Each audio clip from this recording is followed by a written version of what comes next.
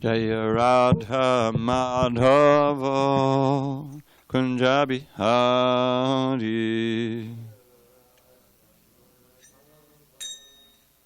Kunja Bihari Jaya Radha Madhava Kunja Bihari Madhava Kunja Bihari Gopi Jana Vallabha Girivardhari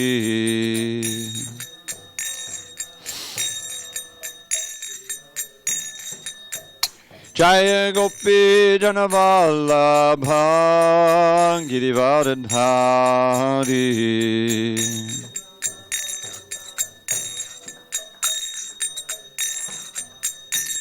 Yashodanandana Brajajana Ranjana Yashodanandana Brajajana Ranjana Yamuna Tira Vanachari Yamuna Tira Vanachari Jaya Radha Madhava Kunja Bihari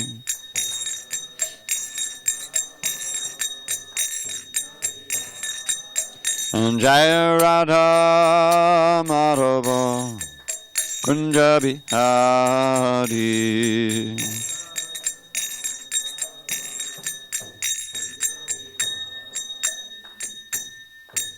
Jai Mr. Pad Paramahansa Bhagavatsaptaha Ashtottara the Sri Srimad Divine Grace Srila A.C. Bhaktivedanta Swami Prabhupada Ki Jai ISKCON BBT Founder Acharya Srila Prabhupada Ki Jai Jayam Vishnupad Paramahansa Bhagavatsaptaha Ashtottara the Sri Srimad Divine Grace Srila Bhakti Siddhanta Saraswati Thakur Ki Jai Ananda Koti Vaishnavini Ki Jai Namacharya Srila Haridas Thakur Ki Jai Shri Isopanisad Ki Jai Samaveda Bhaktivinda Ki Jai All glory to the assembled devotees.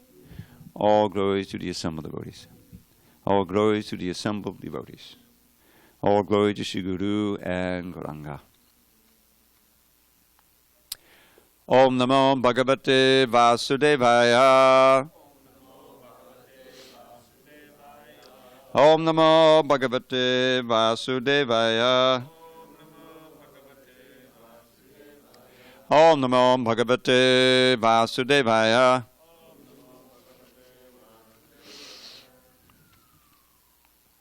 On the 6th day of January 2020 in SanDiego, we're reading from Sri Isopanisad, translation and commentary by His Divine Grace A.C. Bhaktivedanta Swami Prabhupada.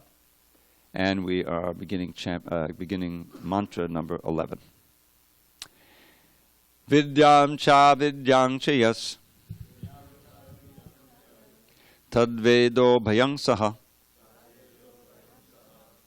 avidyaya mrityum tirtva vidyaya mitamashnute vidyam cha yas tadvedo bhayang saha avidyaya mrityum tirtva vidyamitamashnute vidyang cha yas tadvedo bhayam saha avidyamrityum tirtva vidyamitamashnute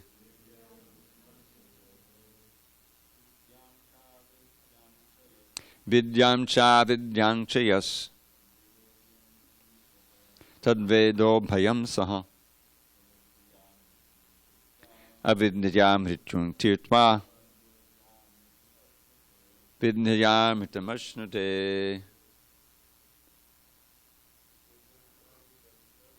vidyang cha yas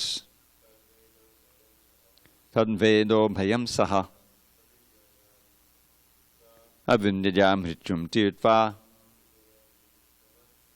vidyayam itamashnate. Guess? No?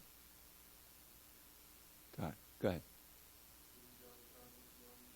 Vidyam cha vidyam chiyas tadvedo bhayam saha avidyayam hrityum tirtva vidyayam itamashnate.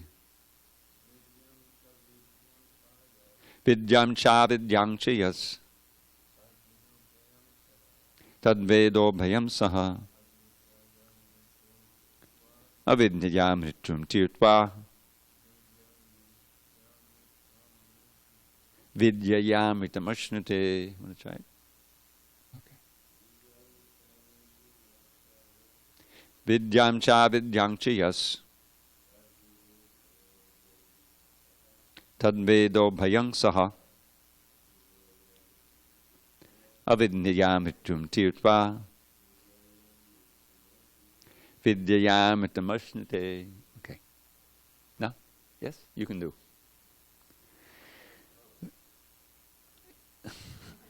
Vidyam, knowledge in fact. Cha, and. Avidyam, nescience.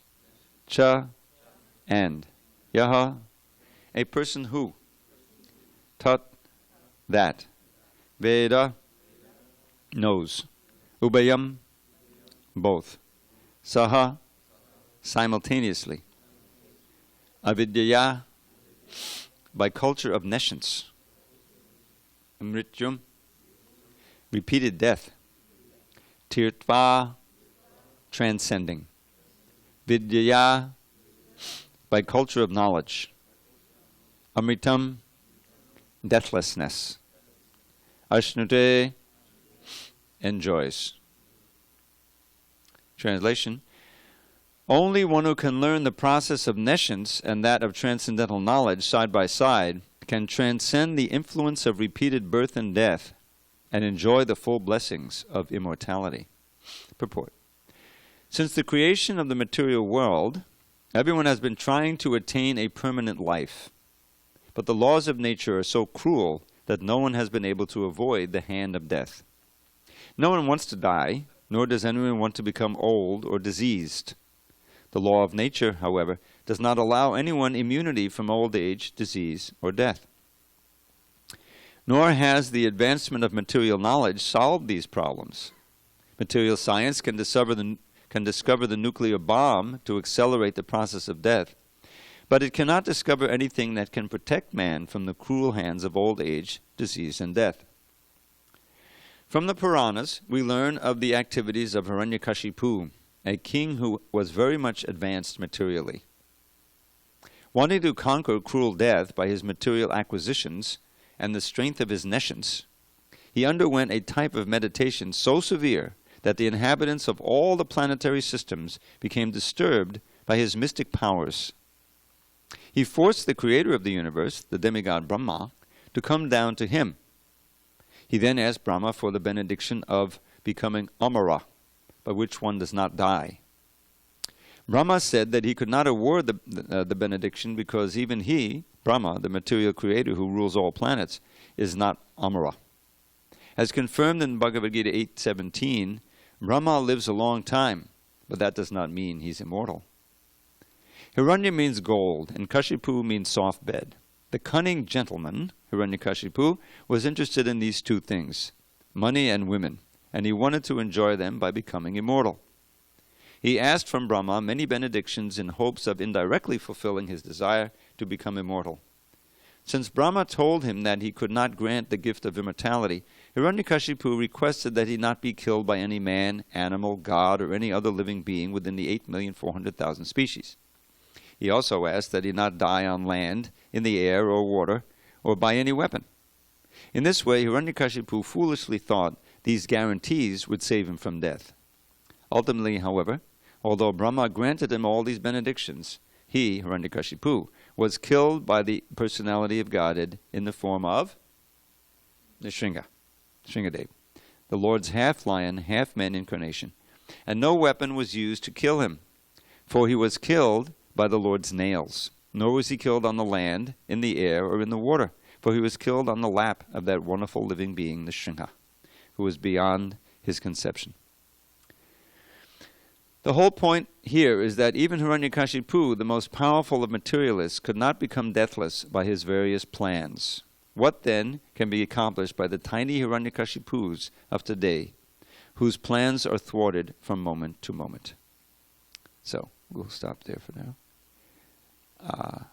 Om Jnana Timarandasya Jnanandana Shalakaya Chukshu Unmilitam Mena Tasmai Shri Gurave Namaha. I was born in the darkness of ignorance, but my spiritual master Srila Prabhupada opened my eyes with the torchlight of knowledge. I offer my humble obeisance unto him and all members of Sri Parampara, the disciplic succession. So, sometimes this verse is misunderstood. Only one who can learn the process of nescience and that of transcendental knowledge side by side can transcend the influence of repeated birth and death and enjoy the full blessings of immortality. So that means I really need to cultivate my understanding of nescience. Now's the time, and then I'll do side by side. But really what this means is, just like in the process of surrender, the first two elements, anukulyasa sankalpa, pratikulyasa varjanam. One must accept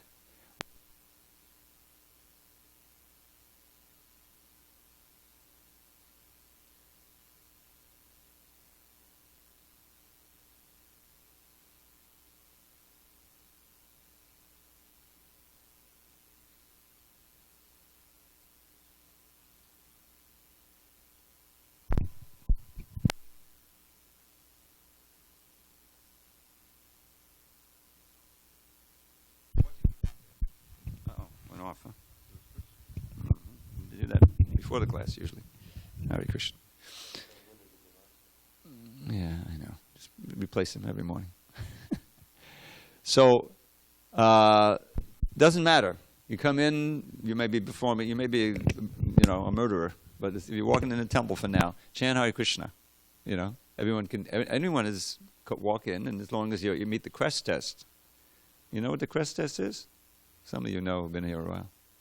Crest test means that in order to stay in the temple, walk in the temple, and be part of the temple, at least for some time, one has to be clean, respectful, sane, and sober.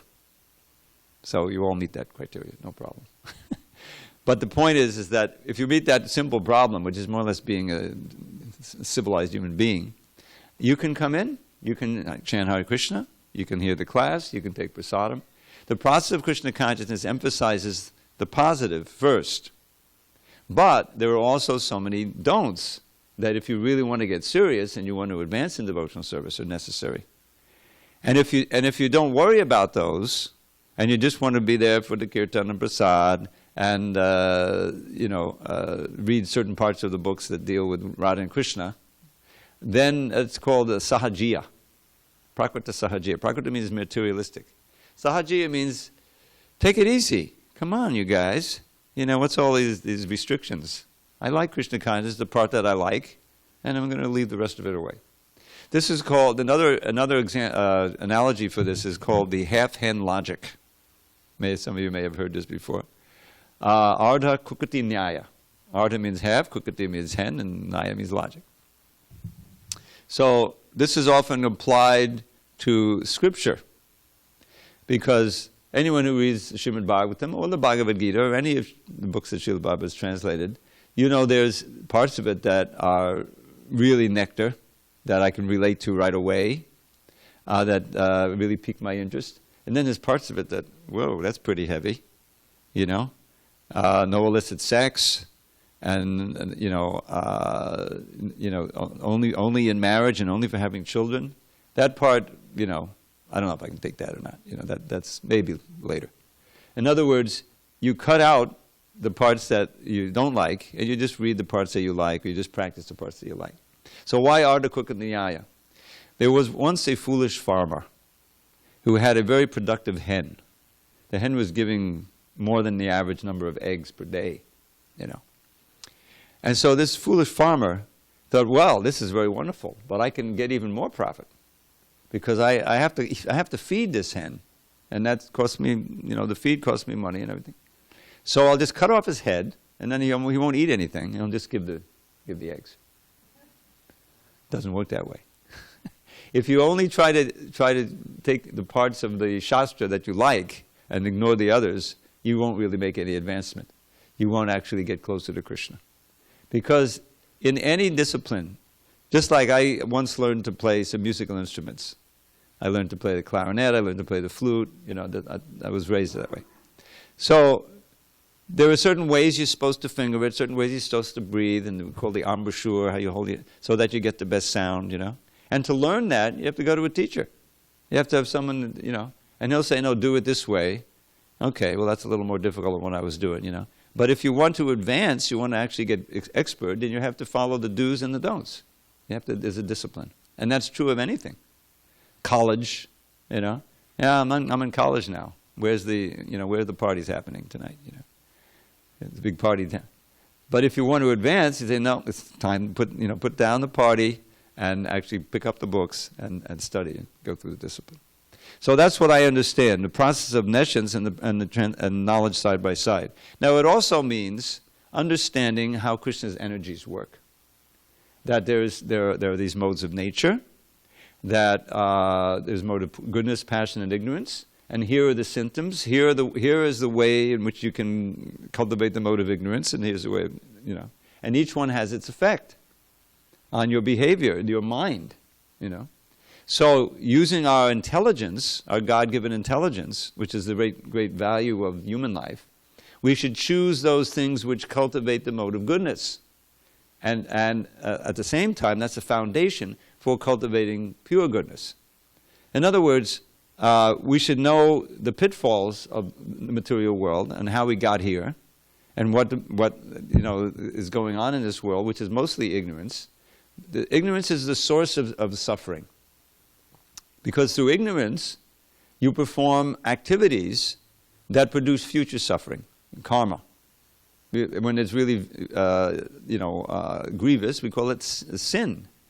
Actually, sin is any activity that takes you away from Krishna. So if you don't know what they are, then you're bound to suffer, because you're going to violate the laws of God, the laws of nature, and suffer. A child doesn't know that the fire, is going to hurt him. So he finds out a way to turn on the stove, and he puts his hand in it. Then he gets burned. His mother has to, put some salve on it, He doesn't know. Now, he may learn from that experience and avoid that next time. But wouldn't it be more efficient if you can teach the child ahead of time? That's dangerous. Don't put your hand in there. And you can learn that way.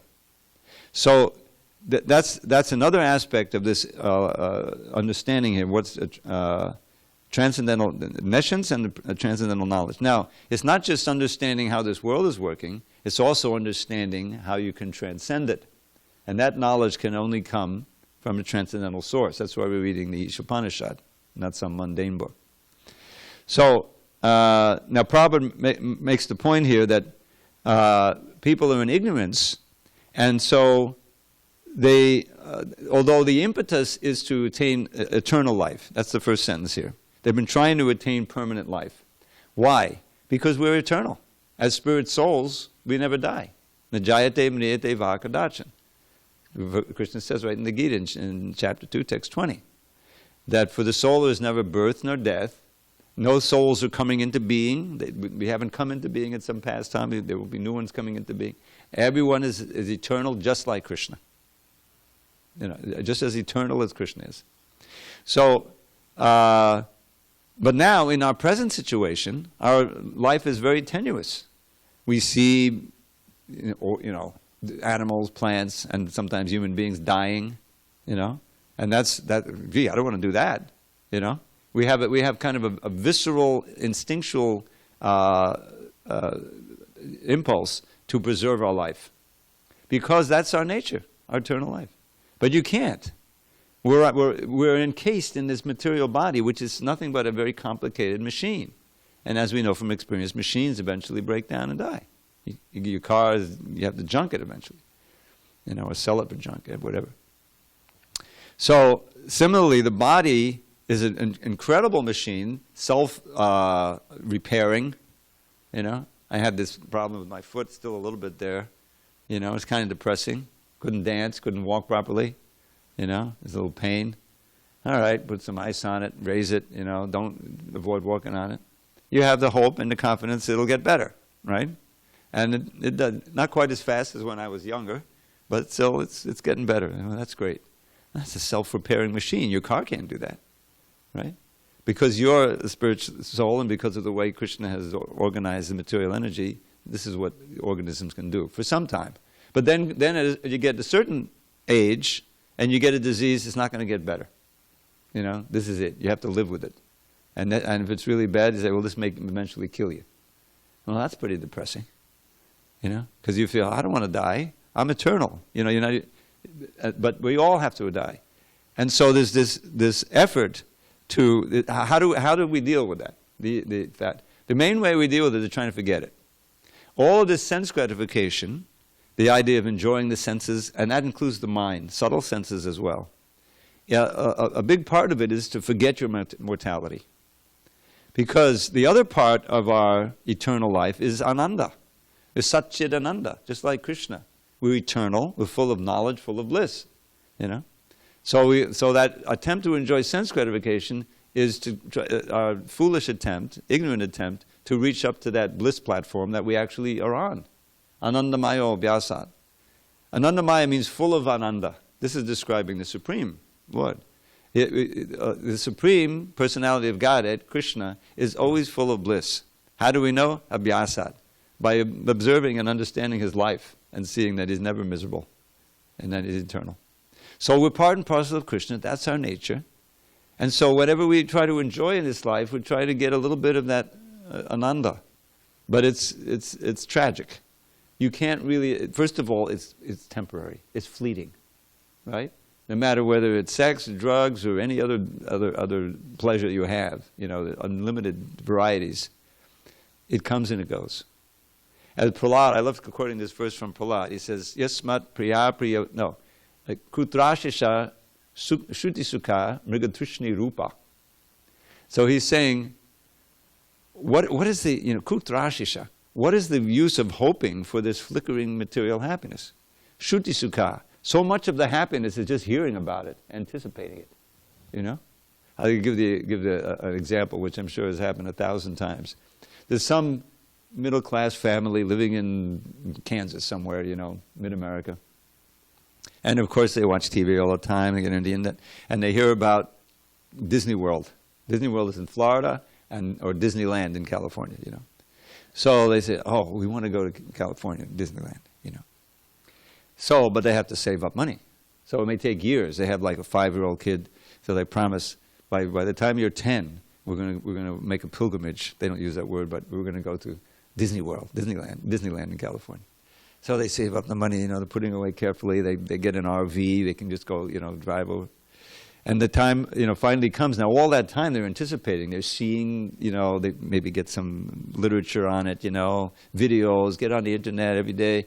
And it's just the desire is there, and so much happiness. We're going to go, And finally the date comes, and they all get in that RV, and the kid is 10 years old.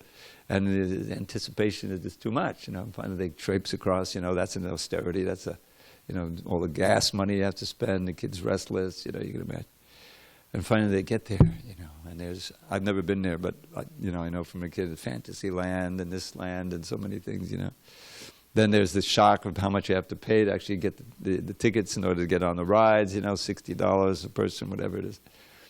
And so, and okay, there's an anticipation, and you get on there, it was wonderful, but then it's over. That was that ride, this is this experience, that's experience, now I'm hungry, the kid has to go to the bathroom, In other words, there's all of these kind of flies in the ointments to the enjoyment, and it never can meet your expectations. And finally, we got to go, the man has to go back to work, we have to traipse back to Kansas City, and it's over. Now we have the memories, all the videos, you know what I mean? So what Prahlad says, Shruti Sukha Mrigatrishni Rupa, says all of these sense gratifications, this is like one example of one big one. It has the nature, Shruti Sukha, so much of the happiness comes from anticipating, hearing about it, right? And that's a pleasure in itself. And then, Mrigatrishni, Mrigatrishna is a mirage. Meaning that it's there, there's something there, but when you get there, it's not what you expected, and it's gone. In other words, it never meets up to the expectation. Because we're trying to get that bliss of bhakti, of prema, of love of Godhead. And this is the poorest, perverted reflection of it, the pleasures of this world. And the greatest tragedy, the hardest thing to accept, is it's temporary. And that it's gone. And that, what happened to all that bliss? Okay, we'll try to relive it with the videos and everything, And that's just a perfect example. They're all like that. All the pleasures are like that. Even the basic pleasures, the so wholesome pleasures of family life and everything, raising a child. The kid finally grows up and moves away. Nowadays, you can't even have a family together. The kids are all moving, they live across the country or this or that, In other words, the whole thing is an illusion. It's kind of a dream. It's described like that again and again in the Bhagavatam. It's something that you strive for, but it can never be achieved on the material platform. Because this is a place of misery. This is a place of reform. It's like a prison house where the main, desire of those who are running the prison is that the residents will reform and come back to the normal state. Not to just keep them in the prison forever and exploit them as slave labor, which is what they do now. But the actual prison house, which is created by Krishna, he didn't want to, but we need to have a place for us who are rebellious against Krishna, so that eventually, by the contact with real knowledge, this is where the knowledge comes in. If you're only familiar with the nescience, then you just stay in Maya. So, by coming in contact with real transcendental knowledge, given by actual books and by great souls like Srila Prabhupada, then we can see, I've been wallowing in this nescience for so long, and that's caused my suffering. Now let me take up Krishna consciousness. So that's what the whole idea of this is that, and you hear Srila Prabhupada's preaching or you read his purports, and so much of it, he's aware of what's going on. We're reading these quotes from the first canto. First canto was full of it because Parikshit Maharaj is there, he goes out, and he sees the earth personified as a cow, which she's being beaten by Kali, personified, and the bull, who's Dharma the bull, he personified religion. He's also suffering on one leg. His austerity, cleanliness, and mercy are destroyed, and the only thing left is a little bit of truthfulness in this Kali Yuga. And that's being hacked away. Where do you find the truth? Any site you get on, you can't trust it anymore. It could be lying to you. When it starts at the top, and it becomes very corrupted. Where is the truth? Books of Prabhupada. We're looking into the absolute truth, right? No more lies. So if everyone is trying to tell you a lie, conning you, so that this is a disastrous thing. You can't trust anyone. This is people with such anxiety. They got cheated in 2008. This big crash. I had my mortgage, and a loan, and now I have no job, and I lost my house. There's a tremendous amount of anxiety because what can you trust anymore? So this is the Kali Yuga.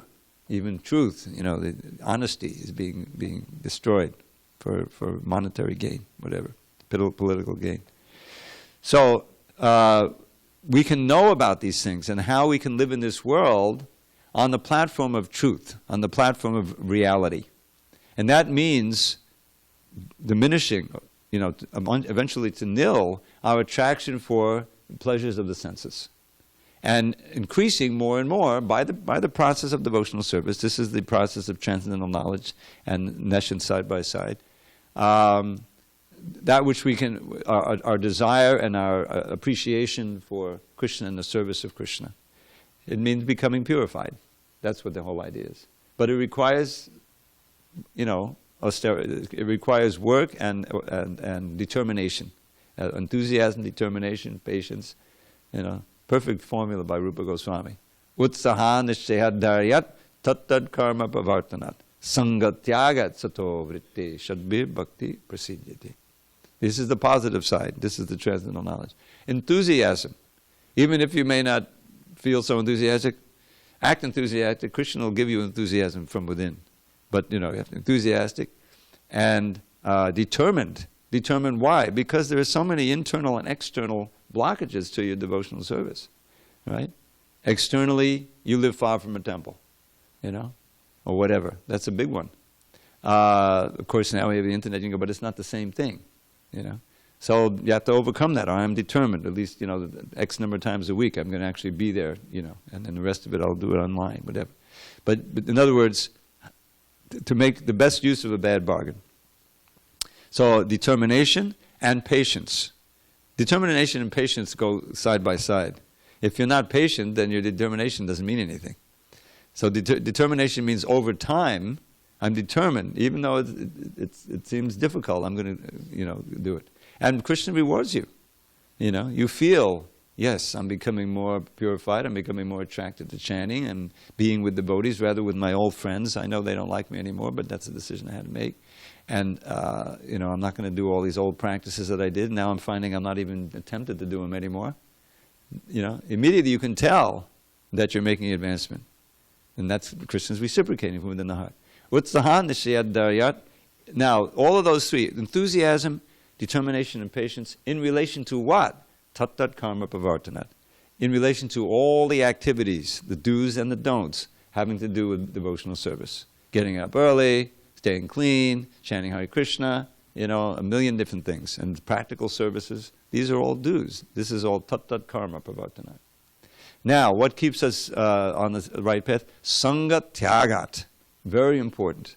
This is emphasized in both the do's and the don'ts. This is positive form of giving up bad association. Because your association affects your consciousness. Everyone knows that. You want to find out who someone is, find out who they hang out with. Right?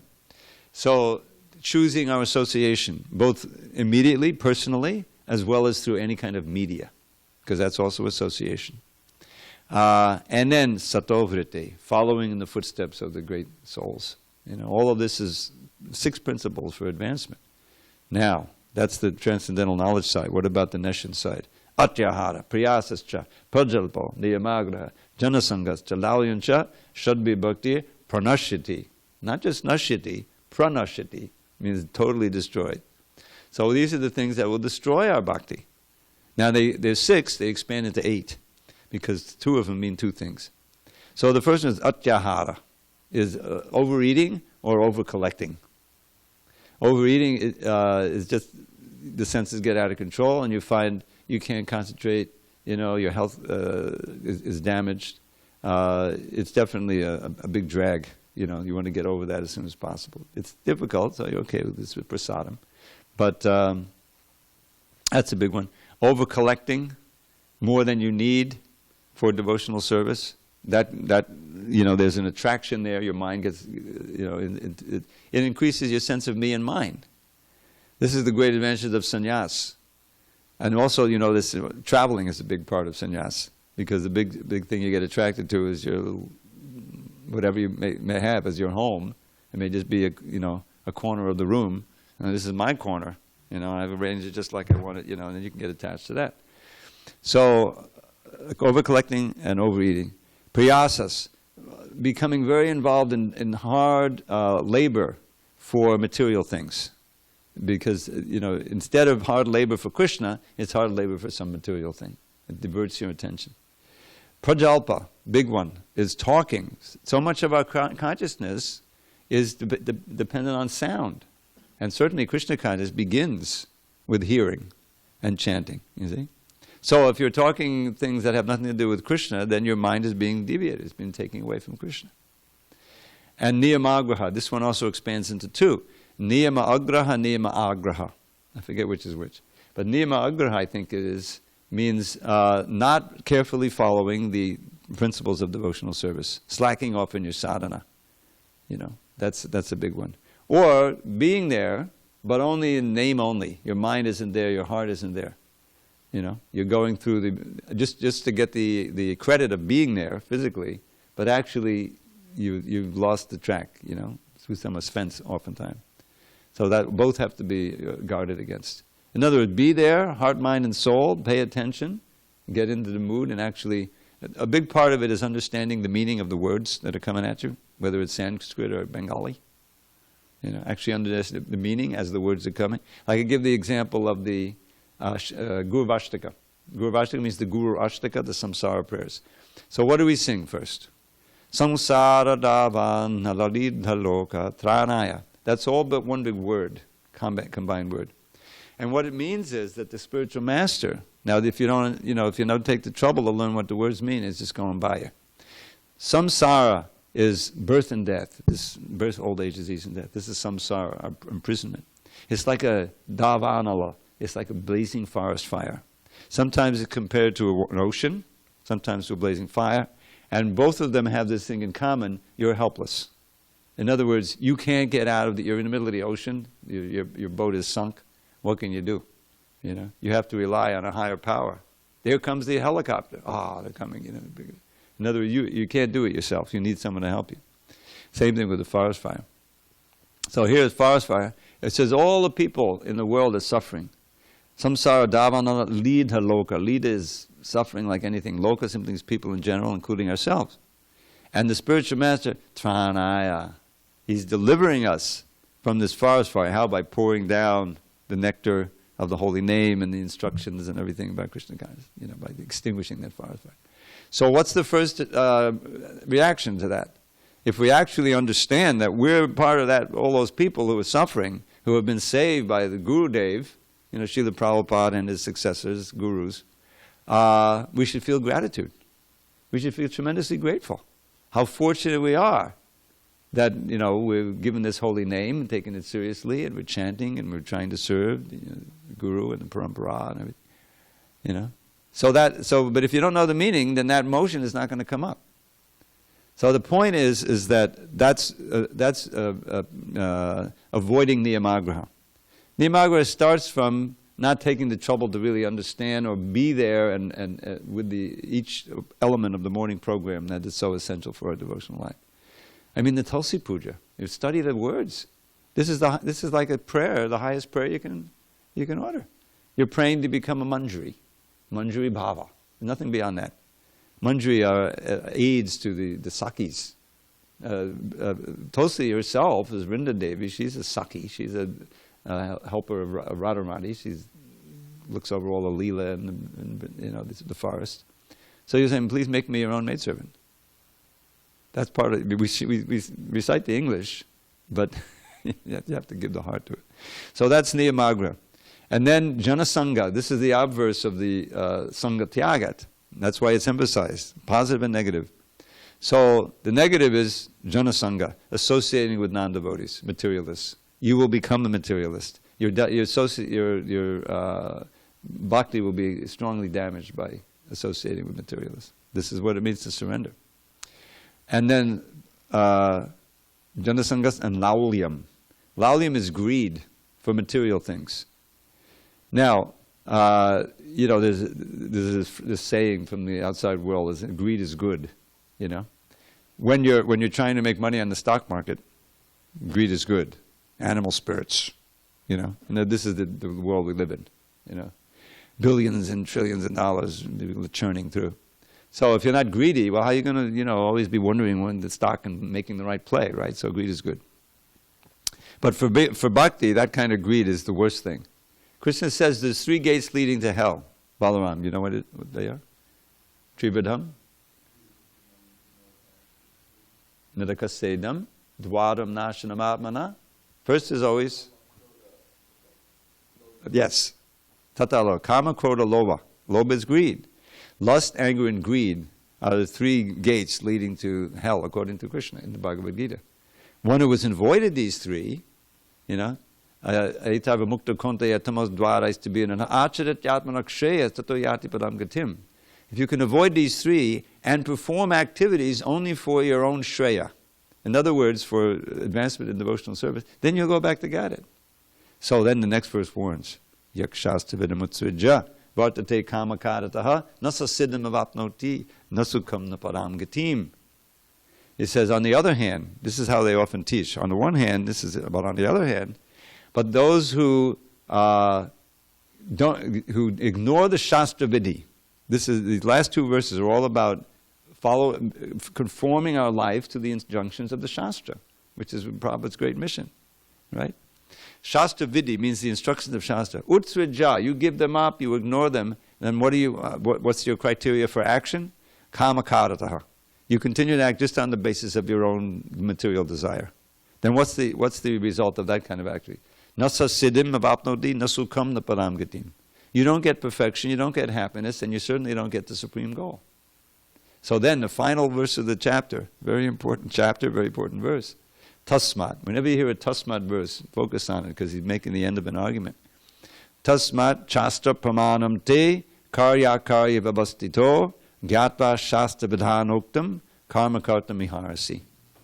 Therefore, to determine the pramana by which one should act, this is what we really need. An infallible goal, a fallible guide for what we should do and what we should not do. And if we accept that, if it really is an infallible guide, and we really accept it, our path is open to perfection. So here Krishna is advising.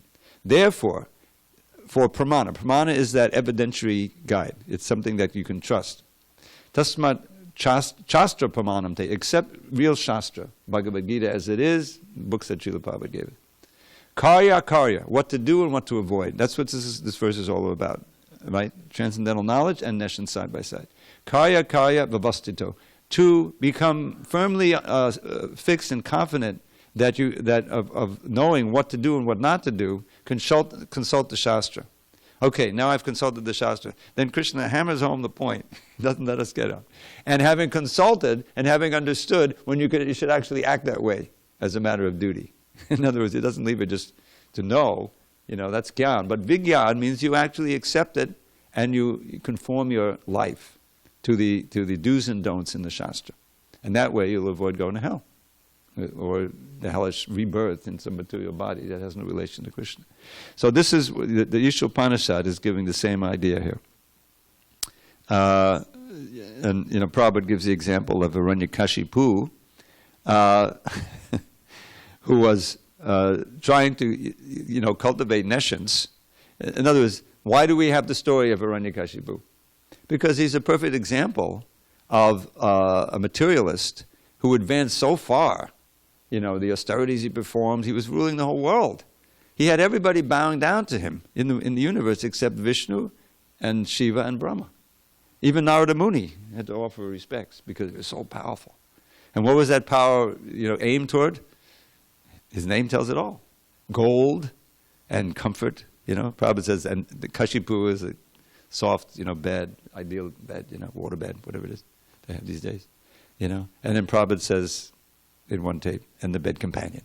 And that's why he says it's all, money and sex, In other words, material acquisition and sense gratification. That's what the demons are interested in, only. And anything that stands in their way, they'll destroy, But, so the big thing that stands in the way is the death. So that's the first thing he wanted was immortality. Couldn't get it from Brahma. So he outsmarted himself. He says, okay, he can't give me immortality, but he can give me everything that is immortality in name only. In other words, it's equivalent. So Prabhupada gives some of these things. I can't be killed by any weapon. Okay, you can have that. Can't be killed by any creature that you created. Okay, you have that. I can't be killed in the day, in the night, or I says, sure, well, that covers everything. I can't be killed. I can't be killed inside or outside. You got it. So I can't be killed in the air, in the water, or on land. Oh, you got it. I'm immortal. Right? He thought, how can I be killed? Can't be killed. So when the Nrsingadev comes, he's not a man, not an animal, not created by Brahma. He's not killed by a weapon. Nails are not our weapon. We file them off. Killed by the nails. He's not killed in the air, in the water. He's killed on the lap. He's not killed inside or outside, killed on the threshold. Not killed at day or night, killed at evening, just when the sun, So after all of this, finally, the Hiranyakashipu is dead. Prahlad has offered his prayers, and Nrsingadev tells Brahma, don't offer any more benedictions like that to the demons. Okay, don't do that. It was a big hassle, to come and everything. So, but that's the idea, is that we want immortality, but we can't get it on this platform. The only way we can become immortal is to really not become immortal, but to revive our understanding of our immortal function and activity. And then we'll realize this has all been just a bad dream. Prabhupada described it like that. This dream has gone on for millions of lifetimes of Brahma, but when we go back to Godhead, Prabhupada says, we'll wake up from the bad dream and it'll be just like a split second past. And we're back there with Krishna in Goloka doing our eternal service. So that's what we should aspire for. And to get from here to there, we need to know all the do's and don'ts and what to avoid and what to accept. And that's what the import of this verse is about. Any discussion on these points? Jamal Prabhu. Krishna. So you mentioned something in this class that actually reminded me of a question that I wanted to ask in yesterday's class. It was a point dealing. It was a point mentioned both in the verse and the purport. But when you were mentioning today about the Guru Vasakam and the meaning of Samsara Davanada, first verse. You had said that one should be very grateful. One should feel very grateful for the spiritual master for this.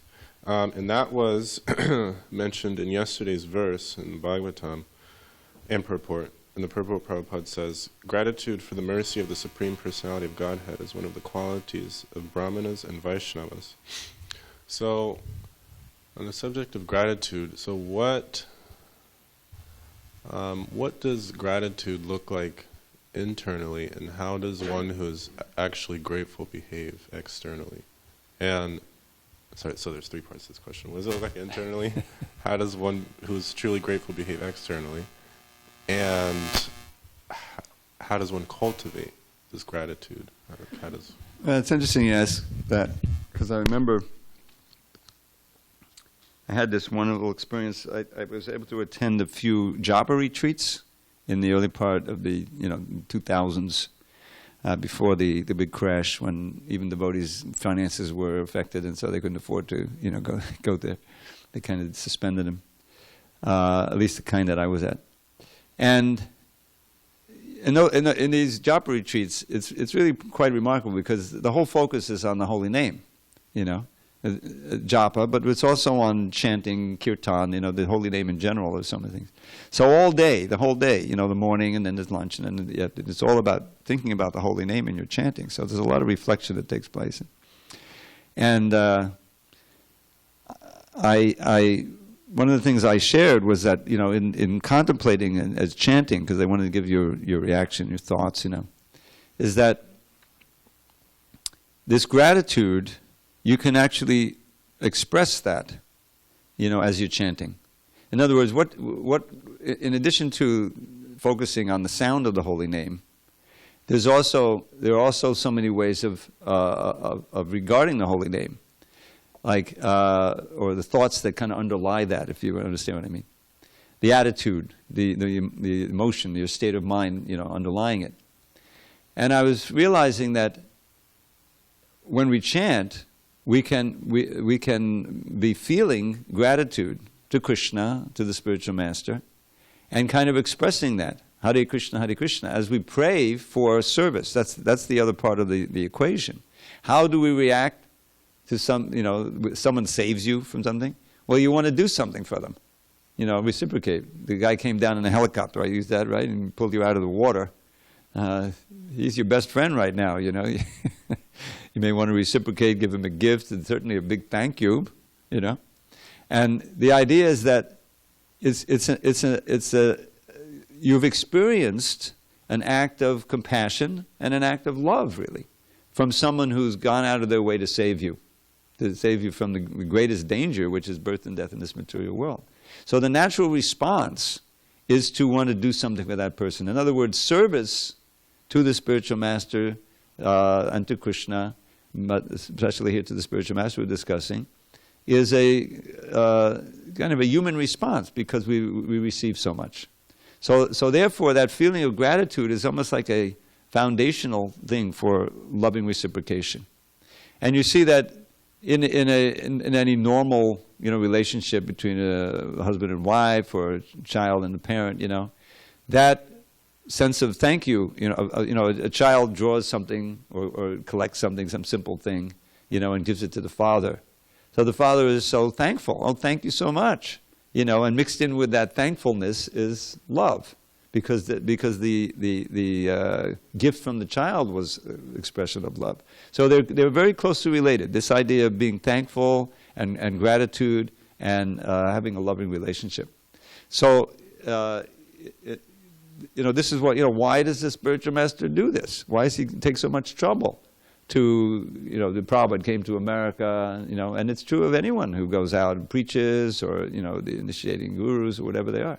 They're sacrificing their own comfort for us, for our eternal benefit. So when we realize that, this is, I am the beneficiary of someone who really cares, even though they don't know me personally, because they, their heart is filled with prema, therefore they have this feeling toward every living entity. Prahlada, again, is a perfect example, right? He has these two verses that really kind of underlie the whole mood of Krishna, of the Gaudiya Vaishnava movement of preaching. Naivod vijay paradaracha vaitaranyas. I personally have no problems. It's amazing. His father tried to kill him in so many ways, and he remained unmoved. He didn't hate his father, right? He prayed for his deliverance afterward. But he was able to, stay with Krishna, and Krishna was holding him in his hand and protecting him. So at the end there, he's offering these prayers. He says, I am not disturbed in mind at all, because I'm with you, and you're across the river of Vaitarani. You're already in the spiritual world. I'm completely absorbed in thoughts of you. I'm with you, and I'm enjoying bliss anytime I want, just by chanting your glories and immersing my mind in the ocean of nectar, in any material condition. So that's where my consciousness, I don't have any problem. But then he says, Shoche, I am lamenting. This is the heart of a Vaishnava. Shochetedo vimukachetasa indriyata maya sukaya baramudvido vimudhan. These fools and rascals, all of the materialists, they've turned away from you, and they're trying to enjoy this flickering material happiness, and they're suffering like anything.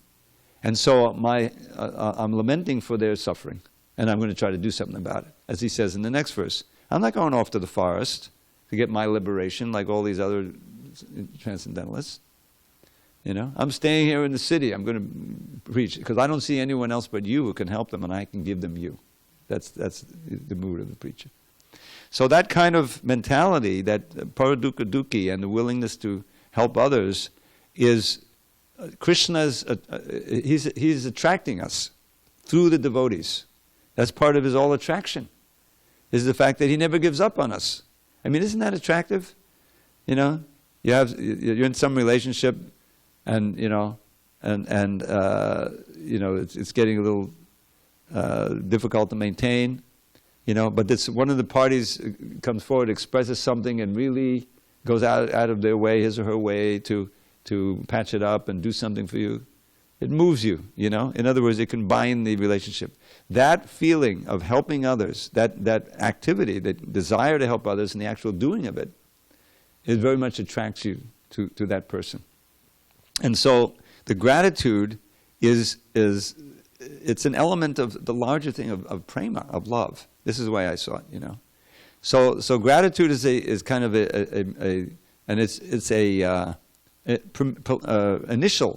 initial expression or a fact that you can, if someone gives you something of great value, just on their own, they don't want anything from you.